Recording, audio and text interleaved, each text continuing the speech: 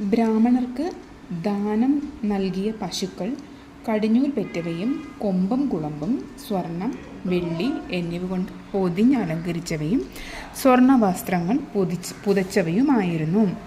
അവയുടെ കഴുത്തിൽ സ്വർണ്ണ ചരടുകളാണ് ബന്ധിച്ചിരുന്നത്. അവയോടൊപ്പം കനകകുംഭങ്ങളും ദാനങ്ങളുടെ കൂട്ടത്തിലുണ്ടായിരുന്നു. 7 തിലാദ്രികൾ കൂടി ദാനത്തിൽ പെടുന്നു. 10 ഇടങ്ങഴി എള്ള് ഒരിടത്ത് കൂട്ടിയതാണ് ഒരു തിലാദ്രി എന്ന് പറയുന്നത്. ശുദ്ധിയെക്കുറിച്ച് തുടർന്ന് പറയുന്നു.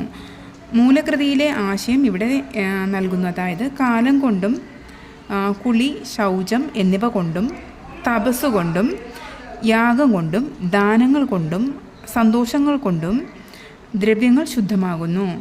ആത്മവിദ്യ കൊണ്ട് ആത്മാവും ശുദ്ധമാകുന്നു. ലോകധർമ്മം അനുസരിച്ചാണ് നന്ദൻ ഈ അനുഷ്ഠാനങ്ങൾ പുത്രനെ ഉദ്ദേശിച്ച് ചെയ്തത്. തൻ്റെ പുത്രനായി ജനിച്ചിരിക്കുന്നത് ശ്രീകൃഷ്ണ ഭഗവാനാണെന്ന് നന്ദൻ അറിഞ്ഞുകൂടല്ലോ. പരമാത്മസ്വരൂപനായ ശ്രീകൃഷ്ണൻ്റെ ശുദ്ധിക്ക് ജാതക കർമാദികൾ ആവശ്യമില്ല. ചിന്തയാലും വിജ്ഞാനത്താലും നന്ദൻ എപ്പോഴും അന്ധകരണത്തെ പരിശുദ്ധമാക്കുകയും പരമാത്മാവായ ഭഗവാനിൽ ഭക്തി പുലർത്തുകയും ചെയ്തിരുന്നു.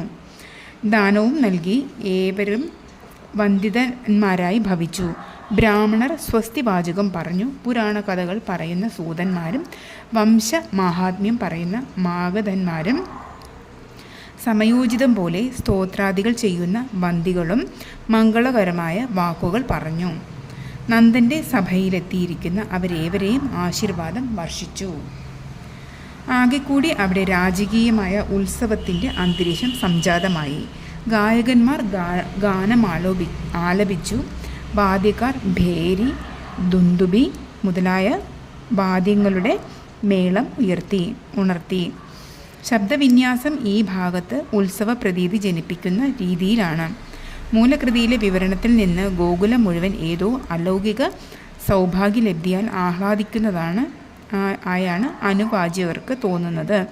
ഇവിടെയും ആ പ്രതീതി തങ്ങി നിൽക്കുന്നുണ്ട്. വാദ്യങ്ങൾ, നൃത്തങ്ങൾ, താളങ്ങൾ എന്നിവയുടെ മേളനം ഒരു വശത്ത്, അതോട് ചേർന്ന് ആട്ടം, അമ്മാനം, കളിപ്പാട്ട്, പദങ്ങൾ മുതലായവയുടെ വിലാസരങ്ങളും എല്ലാം അവിടെ ഉണ്ട്. നന്ദഗോപൻ്റെ പുത്രനായ ശ്രീകൃഷ്ണ ഭഗവാനാണ് അവതരിച്ചിരിക്കുന്നതെന്ന് അമ്പാടിയിൽ ആരും അറിഞ്ഞിരുന്നില്ല. എങ്കിലും ആ ജനനത്തെ എന്തോ ഭാഗ്യോദയമായിട്ടാണ് അവരെല്ലാം കണ്ടത്.